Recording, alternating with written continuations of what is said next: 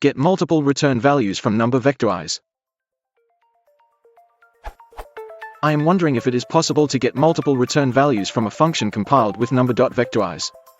I am using the Vectorize decorator for a function that takes in a series of arguments, and performs an iterative root-finding routine and then returns the solution.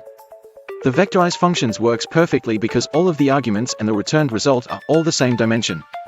The problem is, the solution doesn't always converge. I'd like to return a true-false array that tells me whether the solution has converged or not.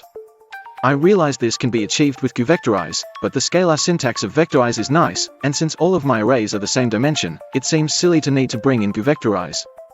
Does anyone know if it's possible to return 2 or more arrays from a Numba.Vectorize compiled function?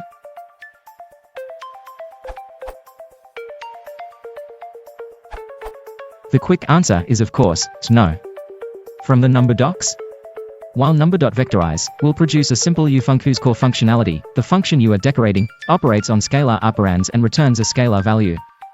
However, if the interest is in creating a compiled function that will handle computations in a vectorized manner but return multiple values, this is still possible with Vectorize.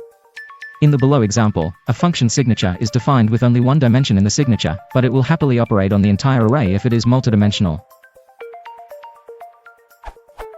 I know I said in the question, I know I can do this with Vectorize, but I did not actually understand this fact that the function would work on an array of unspecified dimensions, essentially as a flattened array. I thought you needed to specify the dimensions exactly, and I haven't yet seen this behavior documented, though it might be.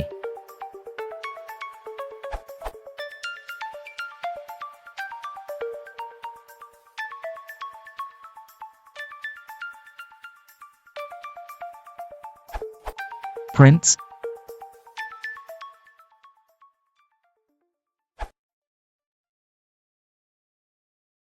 Force operarán, es nuestro Arians sein.